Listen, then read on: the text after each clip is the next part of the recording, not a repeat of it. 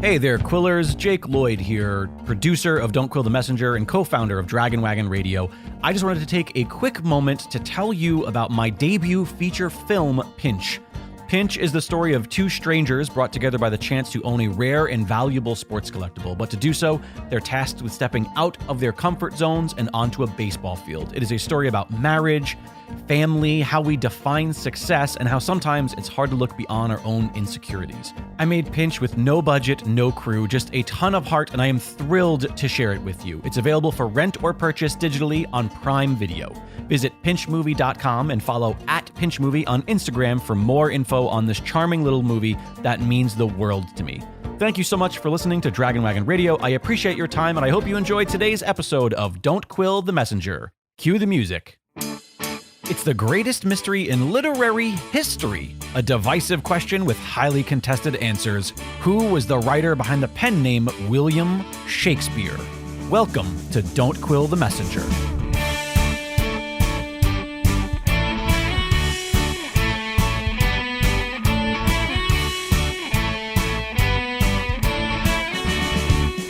Here's your host, Stephen Sable. Hello, my fellow Quillers. Today on Don't Quill the Messenger, we have our special guest in studio. He is Hank Whittemore. He became an actor at the age of 19, appearing in off-Broadway shows such as This Side of Paradise, and then on Broadway in Take Her, She's Mine with Art Carney. After graduation from the University of Notre Dame, he worked as a reporter before writing 11 books, among them The Super Cops, a bestseller, and MGM movie directed by Gordon Parks. He has 2 Emmy Awards. He's contributed more than 100 articles to Parade magazine. He is here today in our studio for this wonderful episode of Don't Quill the Messenger, where we're going to focus on one of Hank's famous books, and it is called 100 Reasons Shakespeare Was the Earl of Oxford. Welcome, Hank. Thank you, Steve. Thank you for having me here, and it's great to see you again. It's wonderful to see you again. You were on the program once before in a panel of speakers in one of our earlier episodes, and it's great to have you back, just you and me today, so that we can talk about one of your great books. And this is, I think, a quintessential read for anybody who's interested in this topic, because you do outline and lay out your 100 reasons for this belief to be true amongst all of us. And it's such a great source for people who want to know the reasons and also to be able to tell others what those reasons are. Yes. I probably could write 100 more reasons, too, but I won't say that too loudly. I think the help on it, Steve, was to write a blog. I don't know if I would have done it without the blog. In other words, I started, and I was writing a blog of, several years ago now, 2011 or so, and I happened to say, I guess there must be at least 100 reasons why Oxford Shakespeare.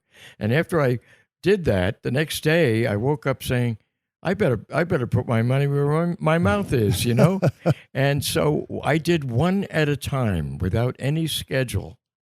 And each one I did lovingly, if you will. I researched it all over again, even though I knew pretty much. I had been in this authorship thing since 87. So it's a long time, and they were off the top of my head. But to go back to the books, go back to find sources, find new things, and then lovingly, as I say, put it together, and then write a blog on it. And now, after I did number 1, I thought, okay, I got a long way to go. That's a long way to go. Did you do one each day, one each week? How long did it take you to get through 100? I think it went once every week or 2, maybe longer, but sometimes quicker. It depended on the subject and what I actually used it to teach myself again about the Oxford, and it all told 3.5 years. Whoa. Now, I figured there's 50 weeks in a year. If I do one a week, it'll be 2 years. But it turned out about 3.5. So I must not have done. I would lay low. I had other writings to do and so forth. Sure. So but the blog helped keep a motive behind it, not just writing a long-term book, but getting it out to the people, because that's what I really cared about, to convey and communicate my understanding of the Earl of Oxford. Sure. You know. Absolutely. And so you start this blog, 100 Reasons. You're let's say you're 50 reasons in, and it's now a year and a half later, and you're like, oh my God, I have 50 more reasons to go. Did it help? Did you find that some reasons led you to other reasons, and that made it easier to sure. schedule them out or plan them out? Absolutely. I think one of the let me start this way too. One of the great books about the Earl of Oxford is by B.M. Ward, 1928, his documentary biography. And in a way, I was very motivated to do this by that particular documentary. Mm-hmm. It showed the face of Oxford as Shakespeare without ever saying he's Shakespeare. Because it's just a pure biography of Edward de Vere, yes. 17th Earl of Oxford. So now to answer your question, let's say I knew right away I'll do a blog on John Lilly, the private secretary of Oxford, his often on stage manager at the aristocratic. What is it called again? I'm sorry. Are you talking about the Blackfriars? The Blackfriars, Mm-hmm. yeah. I was about to say the Briarcliff, and I thought, what? But at the Blackfriars, and quite obviously, John Lilly, we know, influenced Shakespeare with the Euphues movement of a different kind of language, a development of the language in Love's Labour's Lost and other works. So one of the standard things you read in a Shakespeare biography is John Lilly affected Shakespeare. Shakespeare borrowed from John Lilly. Now, you have John Lilly as Oxford's personal secretary who dedicated his Euphues, his England, one of the first novels in England, to de Vere, implying that he not only helped but may have written parts of it, if not all of it, or dictated. Or maybe served as editor-in-chief. So here now you go into John Lilly, and you finally finish a blog, and there's more than you can say about this one association, this one point to Oxford. Now, if that leads to the others, Anthony Munday, the Robert Greene, what about Nash? What about Marlowe? Let's look at all these people who Oxford had in various degrees under his wing during the 80s, when the real flourish of a new English language, a new English literature and drama was being created in order to... I like to say that Oxford invented the studio writers system. There you right? go, He was the first Louis B. Mayer of his time when he hired in all these writers, put them in a room and said, okay, here's the movie we're going to make today. It's unbelievable. I mean, I wish we could be flies on the wall. Right? Because here are these guys, I imagine them in this big mansion in rooms. Now, I don't even know what kind of rooms, but I imagine each one working at a desk, and Oxford stopping by and say, I got a speech for you. Right. I got an idea for you. Right. And that's why you have so many of these guys like Munday. They're all different reasons, right? They all have contributed to the Shakespeare corpus. Shakespeare drew from Munday. Shakespeare drew from this and that. So it comes back like a spider web to Oxford at the center of this kind of satellite. He's like the sun around the planets, and they're all leading to Shakespeare in this sudden burst of Shakespeare in 1593. Now, see, it's interesting. You imagine them as being all in these individual rooms, which I'm sure they must have had some sort of quarters, each of them. But I imagine them being in some big banquet hall, drinking wine, eating meat off of the bone on the table, and discussing things like, and then he turns him into a donkey. Won't that be funny? You are right. and everybody going, donkey, that's perfect because we can use this metaphor, and then putting the story together. This was the real Mermaid Tavern, now that you mention it. Absolutely. There you are. And that fired them up, all fired up. And just like different movements that you see in the world, like the group theater in the 30s in America. Everybody was fired up. Everybody, came out of there. There's only one Clifford Odets who wrote, Waiting for Lefty and Awake and Sing and so on. But you had others grow out of it, actors and writers and directors like Elie Kazan Absolutely. and de Strasberg and all. So that it requires a group. We see this one guy, Oxford, but he had, like you say, this whole group. And it was almost in the same sense that Michelangelo had a studio in the Renaissance. Yeah, absolutely. And in fact, I just recently saw a story about a painting that has mysteriously disappeared that was apparently Michelangelo a Da Vinci. Tell me. Oh, Da It was Vinci. apparently a Da Vinci, but then these other authenticators came in and said, no, it's one of his students doing a replication of his style, and that there were a lot of studio paintings created out of Da Vinci's studio that aren't actually by the hand of Da Vinci. And this, I think, connects to what we're seeing a little bit more of when it comes to talking about Shakespeare authorship, is this sort of group author theory that is starting to take hold in certain places. And I think that it lends itself to this truth, this evidence that you talk about, many of the 100 reasons, the names you just mentioned, who all worked for Oxford at one time or another under his patronage and lived in one of his homes. I couldn't agree more. Now, here's an overlay on this whole concept. You're absolutely right. England was in the Dark Ages, not long before Henry VIII, right? I mean, you had Beowulf, you had a Chaucer, but you didn't have you had miracle plays for the church. Sure. Okay, so to bring England out of the Dark Ages, you first had to draw from the Italian, French, and other Renaissances that had already taken place. In order to do that, you had to translate works. That's why Ovid's Metamorphoses, and we think Oxford may have translated that. His uncle did. It gets credit for it. And you try on different words, for one, that we don't have. And that's why we say Shakespeare, ultimately himself, contributed hundreds of words, new words to the English language and new phrases. But also, what you're also doing is not only bringing them out of the Dark Ages in a literary way, in a dramatic way, but you're creating a national identity and culture through language and through written works. All this had to be created. So you have this image of the guys working, and what was Oxford really doing, what was behind it. It wasn't just a creative factory for no reason. Underlying that had to be the oncoming onslaught of Spain that was going to bury Little England at the end of the 80s or sooner.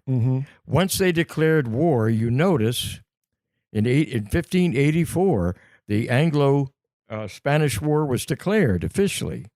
So now they're waiting for the Armada to come at any moment. The great Armada of 130 ships and 30,000 troops that are going to bury England. These guys are working feverishly, maybe not with that in mind totally, but the Earl of Oxford certainly is a high member of the court, and he kind of knows the concerns of what's happening. They not only need faster boats, they need a national identity, which is why in the end, young men came from all sections, counties, and their dialects, like Warwickshire and all the rest, had to be translated by translators at the shore, at the pier, before they could even figure out how to put on which ship. Yeah, and it was an English language. So, and he fought for it. And you see it in those plays that were written during the time. They're not attributed to Shakespeare, but they are Richard II, Richard III, and King John, which England will stand by true. You see the patriotism. Yes, absolutely. And I call it the greatest propaganda campaign ever initiated by a ruler when Queen Elizabeth gave the Earl of Oxford £1,000 a year to start putting on plays that would create this national identity. Right. I believe that to be absolutely a fact. 2 years after that 1584 declaration of war, Oxford gets his £1,000 annuity, which is pretty incredible. And then about $1 million a year and maybe in today's money. And maybe the basis of the legend that Shakespeare himself got an annual annuity of £1,000. That's the further legend, whether it was created or anything I don't know. But here's another point.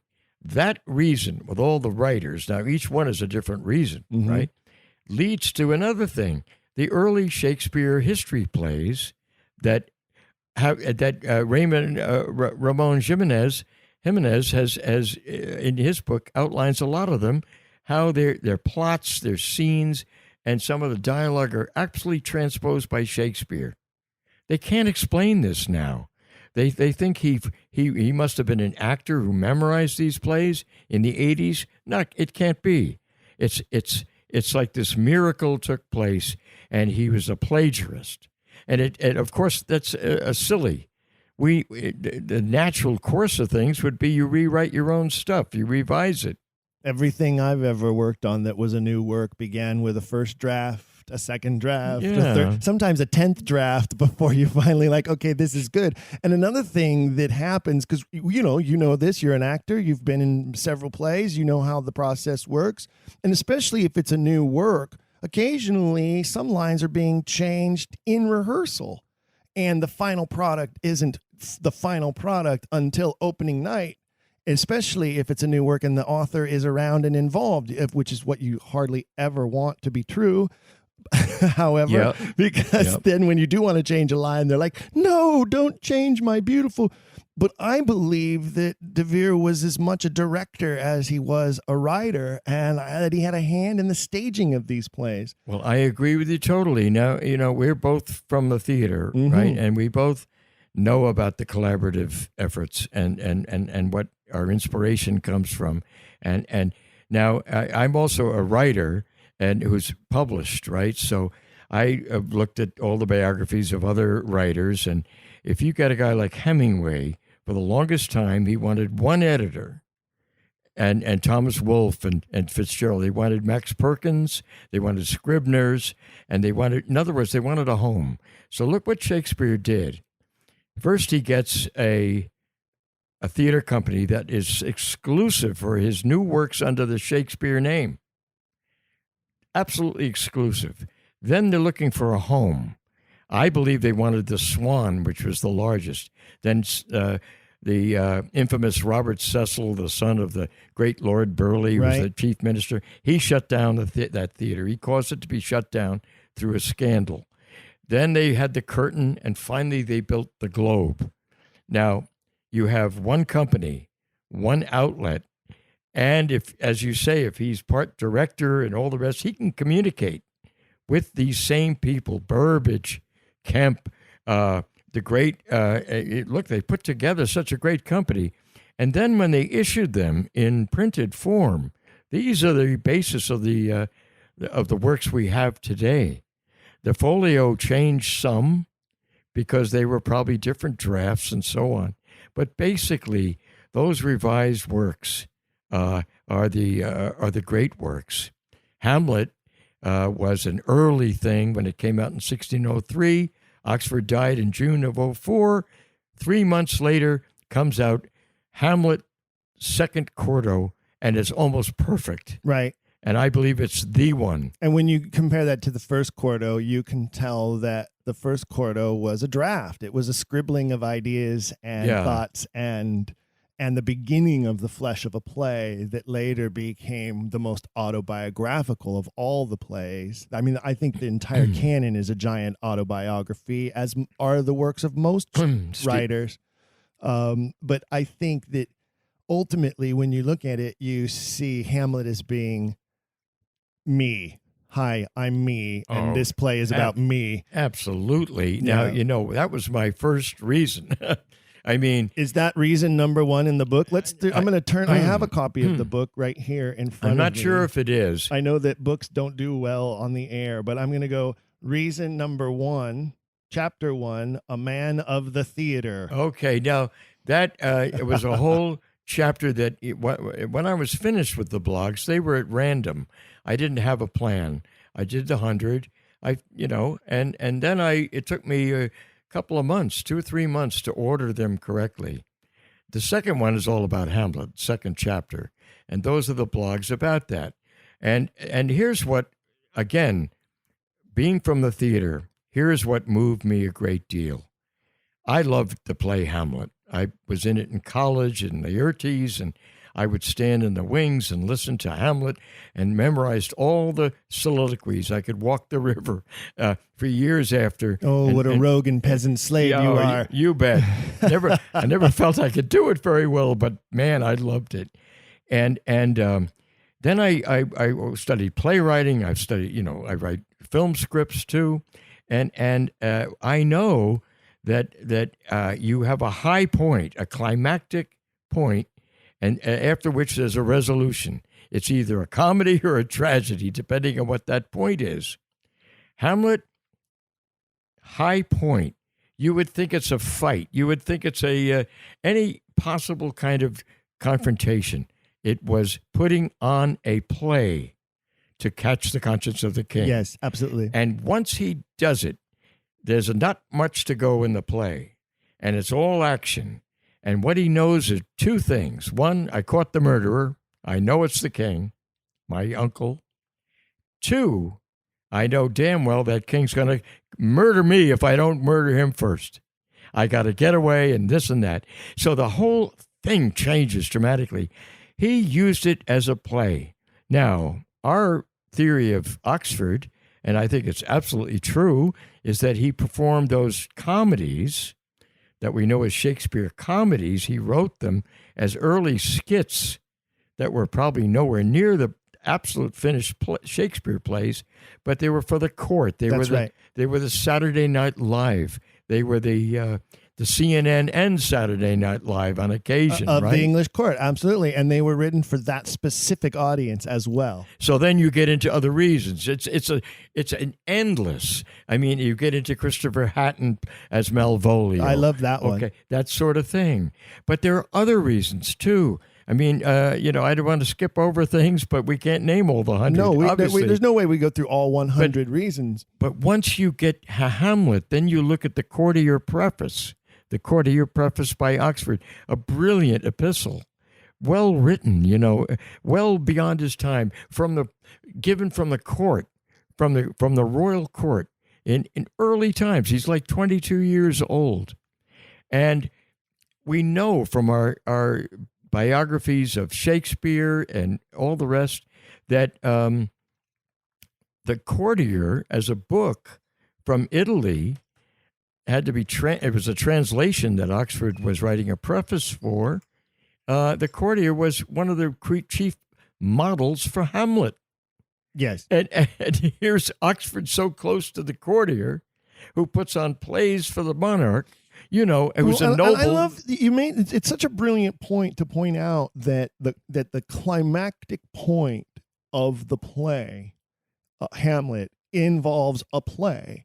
And that Hamlet is using a play to send his message to the court, which I believe is what Edward was doing many, many times in his plays, was sending a message directly to the queen. Yes. And it was his way of turning her propaganda machine as a mirror as well as a reflector. That's absolutely true. You stated that really beautifully. Thank by you. the way. I have staged the play Hamlet multiple times, I've performed the role myself twice as well. And I can tell you, each time as a producer director that I have staged that play, I put the intermission right at that point in the play. Wonderful. In fact, I split the scene. At the moment that Claudius jumps up and calls for light, yes, light, give me light. Yes, that's where I put the blackout for intermission. Good. And then Wonderful. After intermission, I have the lights restore at that exact same moment, calling for light, light, give me light. And nobody left the theater. And you don't have to guess where we are either, right? You know exactly where we are. Exactly. Now, this leads to another reason. It's one thing leads to another. That's why it was so easy to find him. Back in 1564, I believe it was. Yes. Oxford is graduating from Cambridge University. The Queen makes a 10-day visit to the university. She watches plays. It's incredible. Before she leaves, the last night, she's tired. She wants to go to Hinchinbrook. There's another castle. It's 10 miles away in the dark. She wants to get going. It sounds like a restaurant on Ventura Boulevard. Hey, let's go over and have a drink and a bite to eat at Hinchinbrook. That's right. So these Catholic leaning students wanted to put it on a play, and she let them put it on in the courtyard, and she watched, and they're all there with the guys around her with the big torches for light, right? And here's the basis of your scene putting on the play. She is watching this. Out they come, desecrating the Catholic Church in very different ways, mocking the bishops. One guy dressed as a donkey with a wafer, the communion wafer in his mouth. Well, the Queen, she's Protestant, but she's a moderate. She wants all people to live together. She didn't want one division and a war right now. They're worried about Spain even then, by the way. Right. So she rises from her chair. She says, "Out! Get me out of here!" She's pissed off, and the guy who we know as Polonius, just like in the play, Burley, stands up and says, "Lights! Lights, and lights to follow her on the way out." Right. Leaving the whole place in darkness. Now, if that's a personal experience by a 14-year-old who writes, he knows at that point that a play can speak, as you just said, as a mirror to the monarch. The monarch's thinking about a certain thing. He knows her reaction, and he must have thought to himself, my God, I'm going to write for this lady whenever I want to really communicate with her, and I can't say it directly. That's right. Now, I just want to make one thing. It's not treason to question the monarch through a play. No, you couldn't do it directly. No. But you could do that, as the Queen once said after the Essex Rebellion, "I am Richard II." No, you're not that. In other words, Richard II was standing for her. And another thing, if a high-ranking person, whatever president at the White House, Teddy Roosevelt, whoever, said, "Hank," and I'm around, "Hank, I want to play by Friday night, and I've got no play, and I'm dead in the water. I'm going to put on a play on Friday night for the heads of state of the United States, and it's going to affect what they think and feel about world events or any event that I'm concerned with. I'll write that damn play if I don't sleep at all. It'll go on." Imagine the Queen wants a play. And I will include some lampooning of some of the highest ranking members of court, like a roast, because everyone in court knows these idiosyncrasies about these people. Oh, God, and so it's super funny to all of them because they know that Christopher Hatton is the way Christopher Hatton is. They know that Burley is like Burley. They all know about it. They all whisper about it. They all talk about it behind these other people's backs. And then when it's portrayed there on the stage, they all get to laugh out loud about it. And pretend that they don't know. It's incredible. And imagine, too, the ambassadors of the world are there. Yes. And they're reporting back. And so he can communicate with them, too, and heads of state. And there's a lot of mockery of a lot of different countries and a lot of ambassadors from different countries to help appease, like you say, that English nationalism that is happening at the time. Now, I know that another reason, and I agree with Cheryl about this, and I heard your podcast with her, Cheryl of Nothing Truer Than Truth, a very great film. Cheryl Egan Donovan. As she mentioned to you, that I supported her all the way. We have a different take on the sonnets, which we'll get to later, but and another podcast. But he did draw from Commedia. In Italy. He had this trip to Italy for a year and a half or whatever, and he knew Venetian law and all the rest. And but he also, and this goes to the ambassadors of the world, he had letters from Elizabeth, as Alexander Waugh has revealed in his research, treat this guy like a prince. Treat him like a diplomat, a high-ranking, and I want the doors open for him. He was also, we don't know exactly, but he was on missions there for in many different ways. I mean, he was not just a playboy of the Western world. He was on all. There were He's not just Shakespeare having a grand time. No, I think he's fully conscious at all times throughout his life of what his position is and what he represents. I think he rebels against that throughout much of his life. But I think that one of the great arcs of him through the canon as a biographical canon is that you see his regrets in life as well, and they start to come out through the plays. Yes. But back to, so you mentioned Commedia, and I'm looking at the book here, Reason number 46, Commedia dell'arte. There you go. Yes, and he also was able to draw from visiting a famous fort, as we've heard from Richard Wayland and his work, to draw to give a real picture of a fort in Othello. Let's stick to Italy for a second, because I know this is one, sure, for a lot of people. This is probably, I mean, everyone knows Hamlet, and we can argue whether it's the greatest play ever written or not. Some people will say Lear. And either way, I'll go with both of those as the top two. I'm fine with that. But I'll go with that. The truth is, most people in their lifetimes are most familiar with Romeo and Juliet. And you have here reason number 17 listed as Romeus and Juliet. Can you explain that? What does that mean, Romeus and Juliet? Romeus and Juliet was a poem, and which is cited as one of the sources for Romeo and Juliet by Shakespeare.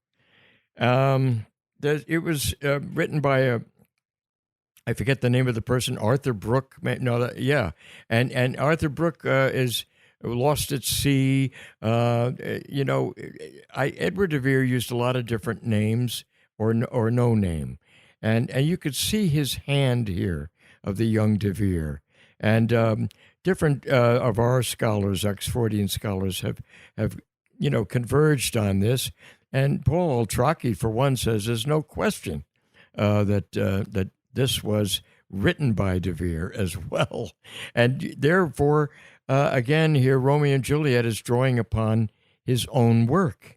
So let's delve into this for just a second, because this would argue then that de Vere used multiple pseudonyms prior to landing on the pseudonym William Shakespeare as his final, nom de plume. Yes, that seems evident as we go along. And many of the writers we mentioned were also covers for him. They wrote their own works, though. So did Arthur Brooke really exist? Is he a real person? He may have existed, but he died around the same time as that poem, and it's all very unclear. He didn't have a background of. Altrocki found something he had written previously, and it was absolutely not at all anything in the same genre or the same style of anything. Like, you couldn't match the two. So de Vere may have just used it. I have looked at and read a piece about the Merry Wives of Windsor that mentions this, and it talks about how Master Ford in the Merry Wives of Windsor masquerades as Master Brooke. Yes. And he uses the name Brooke as a false name. Interesting. And that there could be a connection there in that de Vere was revealing Brooke is just another fake name that I have used or hidden behind the way that Master Ford, the jealous husband, who I believe is very much a self-mockery for Edward. Yes. And his own jealousies about his own wife earlier in life. And his mockery, perhaps, of Philip Sidney in that play. Sure. Anne Cecil there. Sure. It was, but that's the one play, and it's interesting you bring it up, that's set in England.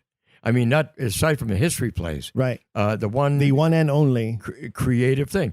And Oxford spent a hell of a lot time at Windsor at one point. He was there ill, I believe. Yes, he was sick there for quite a period of time. And if I recall, while he was ill there, he writes to his father-in-law, William Cecil, asking for money to purchase books so that he'll have something to do while he's there so that he can read. Yes. He wanted reading material. Like most people, when they're convalescing, they need some good reading material. Right. And so he draws on this place, the Merry Wives of Windsor. Some of the actual locations of the castle and all are known to him. And he includes them in the play. And then he's drawing on his own life again by, as you say, a mockery of this and even of himself, and a portrait of Anne Cecil, and it's all mixed up, but it's all there. And this is the one work that we can't find another source. It's his work. I believe that's, I think the source was the soon-to-be, or perhaps the play was even written to be performed at the investing of that current year's class of members to the Order of the Garter. Oh, that would Thus, be the great. Garter Inn is what I would draw from it. There's another play that I have produced and directed more than once, and when you work with these works in that capacity, with this understanding of where they come from, just in the rehearsal process, you get these what I call lightning bolt moments where you go, oh my God. Yeah. This is what Edward was trying to say here, or this is where he drew this from, or this is who he's picking on. I just realized who he's picking on. And it's actually so tremendously fun and exciting for me as an Oxfordian to discover these Oxfordian moments in these plays. And I have said this before, and I'll say it again and again. I believe that this can be the key to reinvigorating audiences' interest in these works. I think when you watch a Shakespeare play from an Oxfordian perspective, you enjoy it 10 times more than you ever did before, as you realize how much of this man and what his knowledge of the court and what his messages are to people are being played out through the dialogue right before your eyes. Absolutely. Imagine, it's like Saturday Night Live in the sense that we know all the characters, and it's a spoof, all the different satires. Well, imagine, again, the people at the Garter ceremony or whatever, looking at that, they know what he's talking about. The gossip spreads all through. They didn't have, social media. It was a closed circle. Yes. The court audience we're talking about consisted of people drawn from about 300 families. And they were all probably half related to each other. In fact, some of them had the same last names before they got married. Yeah, there you go. Yeah, there's a little bit of that going on. No wonder why some of them had such terrible teeth. Well, there you go.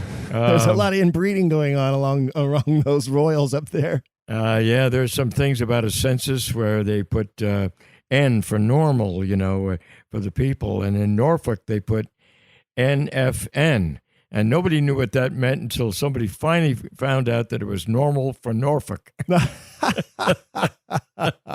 Nice. And that's way back, though, way back. Sure. We won't accuse anybody currently. Well, here's one of my favorite reasons in the book that I wanted to point out, because it has such a fun little title. It's reason number 30, and it's in quotes, and it says, "Our Pleasant Willie."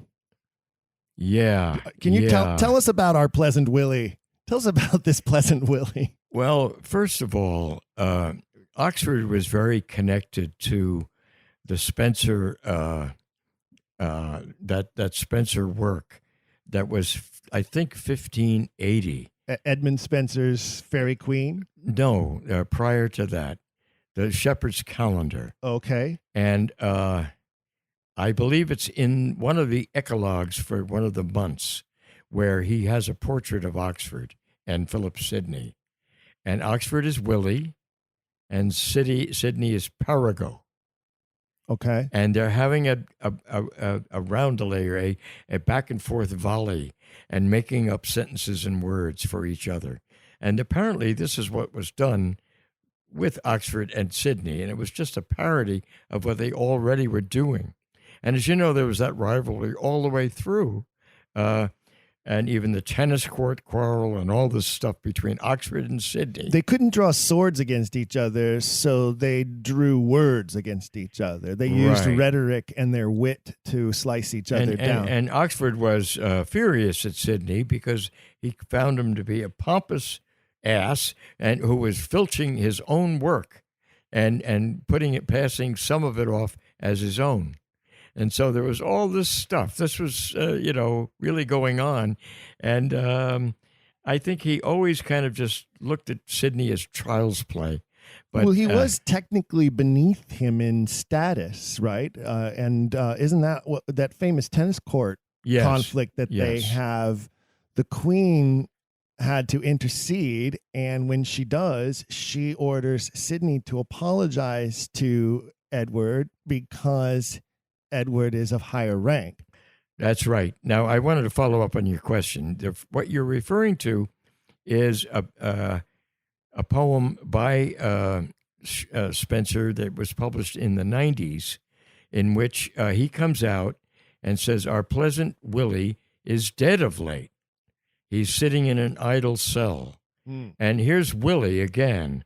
And a lot of people have said, before Oxford ever came along in the discussion, that it refers to Shakespeare.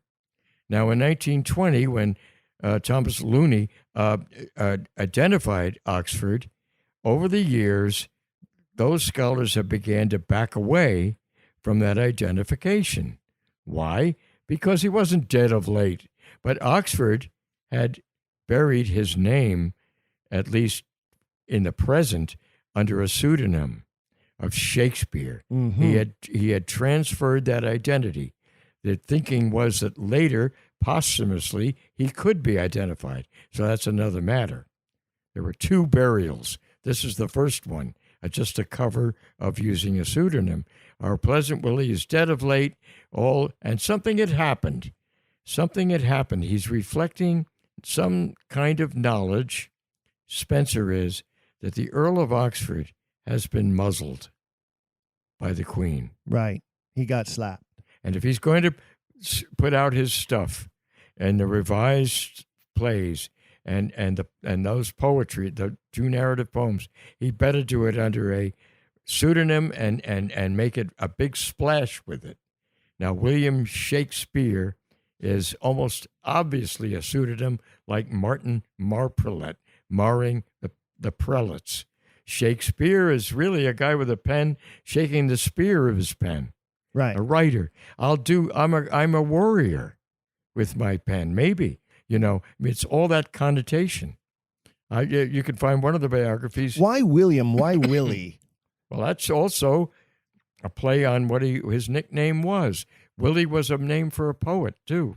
It had Willie. The name Willie was often used for a poet, shepherd, this kind of thing. And a bard, as you would. Yeah, really. Right. And William Shakespeare, it's almost an obvious pseudonym. I mean, the greatest writer. Does William then become an adjective rather than a noun? Like he's Willie. He writes poetry. He's into dance and music and flowers and all of that. It's the poet Shakespeare. He's Willie. That guy's a bit Willie. There you go. It could be. I don't know the ins and outs of it. All I know is that got picked up by Spencer. There's a lot about Spencer than his relationship to Oxford. In The Fairy Queen, Oxford's one of the people that he puts an homage to, a dedicatory epistle, a sonnet, and he says he's very dear to the muses, right? Mm-hmm. And the muses' children, if you will, mm-hmm. and meaning he supports a lot of writers. Yeah, there you go. There you go. Right. So obviously Spencer had deep knowledge, and it's a whole other topic. The Fairy Queen, Gloriana, all of that. This is part of the trying to bring the Elizabethan age into the modern age. Chapter 12 of the book is called Knowledge and focuses on the knowledge that you find in the Shakespearean canon. And you have reasons here. Reason 54, the French connection. Reason 55, the Greek connection. Reason 56, knowledge of law. 57, knowledge of power. 58, military knowledge. And so forth. Medical knowledge is 59, one of Earl Shorman's favorites.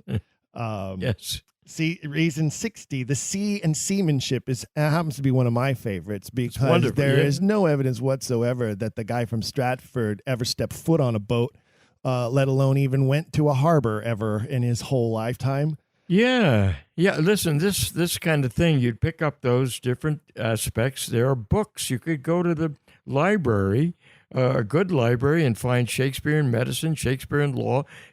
2 or 3 I drew from Shakespeare and seamanship. Sure. And now we have on the other side Oxford's, having his own ship, the Edward Bonaventure.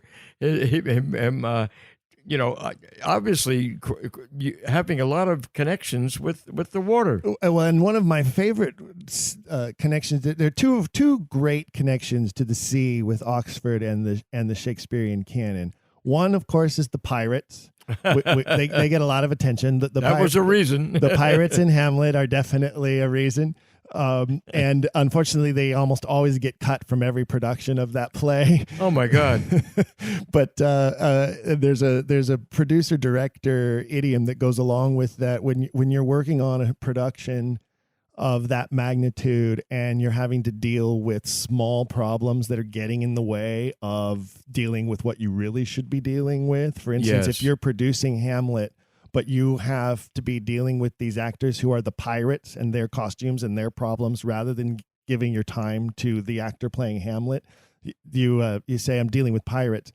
And it becomes a saying for all other productions. So when an actor comes to me and says, how's the show going? Or somebody outside the show says to me, hey, how are rehearsals going? If I turn to them and I say, I'm dealing with pirates, it means that there are extras or there are minor characters or people involved in the production who are pirating the production by using up my time and energy on petty little things. Well, Hamlet is stopped by pirates on his way, where is he? Back to England, I guess. Or to going to where is he going? I'm forgetting He's coming back from England to Denmark. To Denmark. Yeah, okay. Yes. So Oxford stopped by pirates twice in the Channel, and it's in a similar way. And I kind of once in a while have duked it out with Jim Shapiro, the Columbia professor who writes Contested Will against the Oxford stuff, and even mentions me in his book, in his epilogue, interestingly enough. But and so we got along that way. But I said to him, look, you're accusing Oxfordians of saying that because Hamlet was stopped by pirates and so was Oxford, that means Oxford wrote Hamlet. I said, not at all. Not at all. We're just saying that's one reason. One reason. 1 point. And if you can't get that in your head and you want to accuse us of that, then it's disingenuous. Well, it's easy for them to try to just focus on one issue, because when they have to look at the whole 100 reasons or more, it's so overwhelming that they can't contest it. They can't. They're afraid to debate it.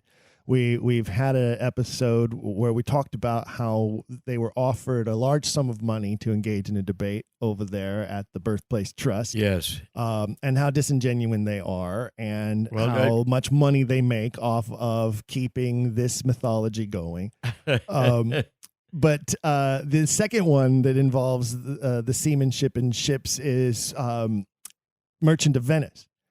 And Oxford's 3,000 pounds lost at sea, not unlike, obviously, Antonio, who is, by the way, the Merchant of Venice. People mistake that all the time. Antonio is technically the title character of the play, yes. And that parallel is also one that it should be another reason if it's not already in here. No, that starts 101, I guess. There you go. Awesome. There you go. Awesome. I just gave you the first reason for the compendium to this book that you now have to get started on. But Yeah, the Merchant of Venice and the knowledge of Venetian law, and his ducats, by the way, are lead to another reason that Oxford lost his money on Frobisher at voyages of exploration to find a northwest passage to China and the Indies, and here again, Oxford was not only a seaman himself, but he is an investor in sea voyages. So you have all this converging, and you can break them out in reasons. I tried not to do that, really. As you can see, most of these are solid one-by-one reasons, but each one has so many parts to it that really I'm liable to say, oh, I can give you 100 more. It's like shooting ducks in a barrel, as they say. But let me share one thing, if I have the time, Sure. about this disingenuous kind of thing. I showed up at James Shapiro's, professor of Columbia, at the 92nd Street Y appearance in New York City, and it was right after his contested will came out. And he said, oh, there's an Oxfordian. I could debate with him all night. Let's have one question, and we'll see what I can do with that. So I stood up and I said, look, why aren't you guys, meaning you guys who are in the academe, you guys who love Shakespeare, who comes out in 1593, full-blown, no background, no paper trail. He's just there. He's writing a classic piece, Venus and Adonis, a narrative poem, and then The Rape of Lucrece. Why aren't you guys interested in what led up to it? Not just, any particular thing, but all the other writers. Why don't you trace them, the John Lilly, just what we're doing? He said, he took a pause. Instead of answering my question, he said, well, we don't know anything about Shakespeare's lost years. At which point I nearly fainted out of not knowing how to answer a non sequitur like that. And he went on, we don't know anything about Shakespeare's lost years. Why would we care about anything that came up before? And I thought, that's not my question. My question is, Shakespeare was building on all these things, right? And how could he have done this? And why didn't they all become friends? John Lilly was still well alive when Shakespeare was borrowing from him, and so were many of the others. Monday, why didn't they all get together? There's no documentary evidence. It's a fantasy. So anyway, I'm sharing that little anecdote because I thought I could do something at a James Shapiro appearance, and obviously it didn't work. Well, because he's a master at dodging, right? He's an absolute master at Artful dodger. Yeah, there you go. We have a little bit of time left in this episode, and I wanted to touch on one of the reasons that is near and dear to my heart, that one of the things about the De Vere connection that I think is so prevalent throughout the plays, and especially since I am a father of two little girls, and one little boy too, but father of two little girls, particularly is the way that relationships between fathers and daughters are depicted in the Shakespearean canon. And you have here in reason number 99, daughters and dedications. That's huge, and it could have been reason number 1 for all I know, is that there were 3 dedications of Shakespeare works. Only 3. The first 2 were Venus and Adonis, The Rape of Lucrece, the narrative poems, to the Earl of Southampton, who was engaged and pressured to marry Oxford's oldest daughter, Elizabeth Vere. Yes. He refused after 5 years of pressure from the most powerful man in England. Okay. Then another daughter was engaged to be married to Bridget Vere, his second daughter. That was who was he engaged to? Was it Pembroke or Montgomery? I always okay, get those 2 brothers, right? Okay, so down the line, Pembroke. There was Montgomery, and I believe, and down the line, he and his brother Pembroke who is married to Susan Vere. Mm-hmm. The two brothers, the Herbert brothers, are the dedicatees of the first folio of Shakespeare. That's the third dedication. So all dedications were to, all three were to somebody who was involved with marrying or being engaged to one of Oxford's daughters, one of whom actually did, the most important of the two brothers, actually did marry Susan Vere, the youngest daughter. The youngest, yes. Now, I don't know what this tells you other than that it looks like a family affair, doesn't it? Absolutely, it does. And again, I say if you read the canon with that perspective in mind, especially this father of three daughters, King Lear. Don't tell Jim Shapiro that. What? Is that your reason? And of course, it's just another point. Well, let's look at reason number 86, because I think it's also a really good one. And I think it's interesting that it's number 86 and we're approaching near the end of the episode. So perhaps this will be our last one on the way out. And it is, I am that I am. Yes, well, that's the famous passage of the Bible and the Old Testament where who are you, God?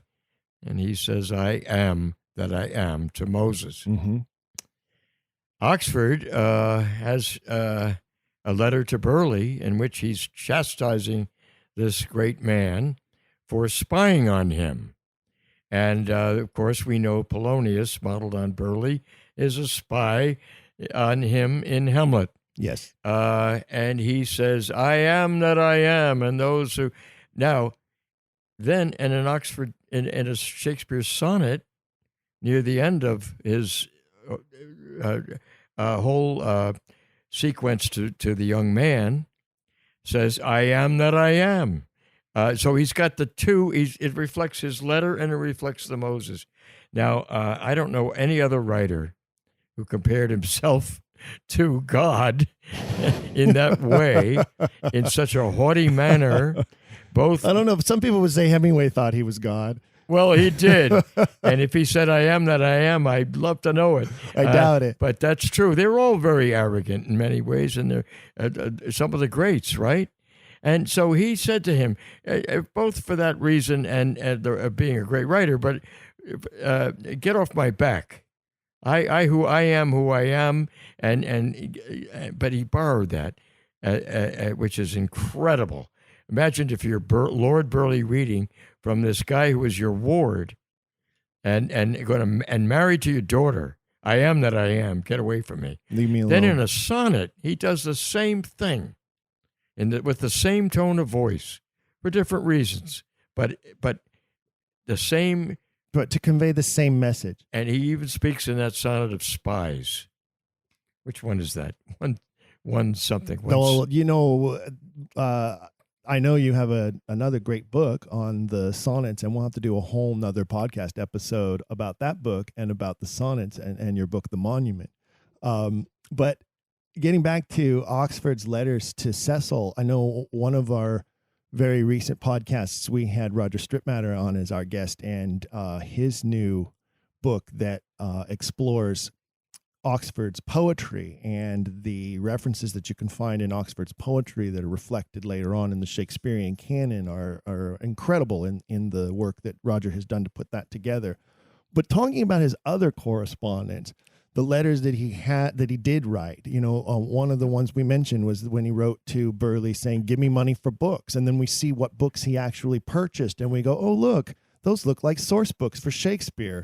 Sure. Plutarch and what were they? The Bible, the Geneva Bible that Roger wrote about. Yes. That's the same era when he's like 19. I wonder, I don't know the research there, but maybe you do. I wonder, is the I am that I am, is that one of the passages in the Geneva Bible that's underlined or that has little arrows pointing to? I don't think so. I'd love that, but I don't think so. Yeah, that would have been a really good one, wouldn't it? Yeah.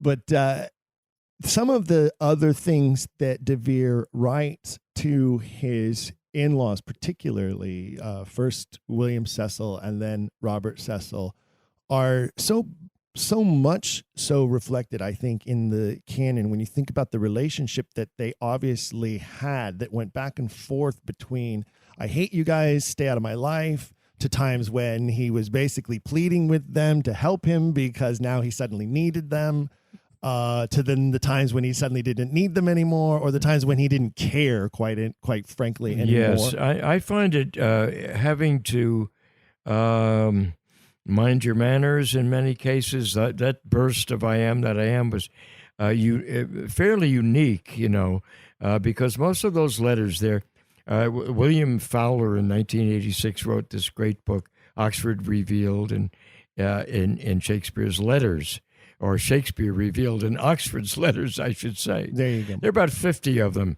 that we know of, and we don't have the letters to him for some reason. Unfortunately. And oddly enough, you'd think the Cecils kept everything, but they don't keep that. And so we have Oxford replying to something we don't know about necessarily, but he parallel after parallel in sentence after sentence from the Shakespeare works. It's incredible. So we have that. Then we have his attitude, and it's a whole other topic, but later on, after the rebellion in 1601, you take a look at those letters in 02 and all to Robert Cecil, they become desperately close, and he uses all kindness and kindred, my brother, Yeah, it's deep capitulation going on there. Yes, for yes. some very specific and important reason that I think will be part of our other podcast that we will get together to do. Interesting. But so, ladies and gentlemen, we want to thank you for joining us for this episode today with our special guest, Hank Whittemore. You can find Hank's book, 100 Reasons Shakespeare Was the Earl of Oxford. You can get it on Amazon and any other of your popular book buying locations. And it's not expensive, and it's a great read. Those of you Quillers who have been following the series, I know by now you are completely enthralled and curious about these 100 reasons. And so there they are. They're all spelled out right there for you. We could actually do a podcast on each and every one of those reasons if we wanted to, because there's so much to say. And as we learned today, there are more reasons coming. So we already have reason 101 lined up, and hopefully we'll be adding to that. I would be willing to venture there's about 1,000 or more reasons. Thank you, Steve. That's a big job. Yeah, there you go. You have your work cut out for you, Hank. Yeah. Thanks again for joining us. And ladies and gentlemen, don't forget, please give us a rate and a review.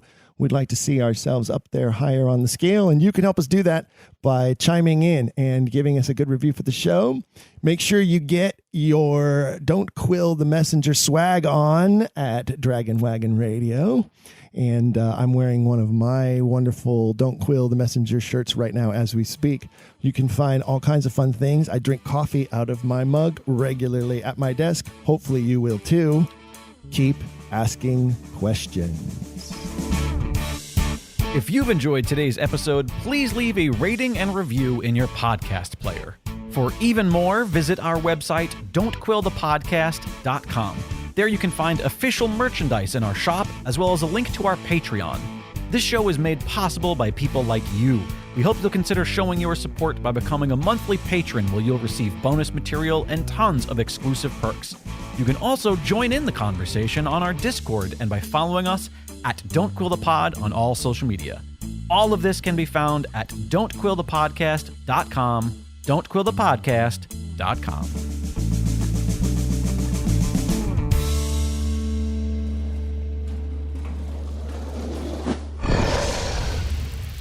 It's Dragon Wagon.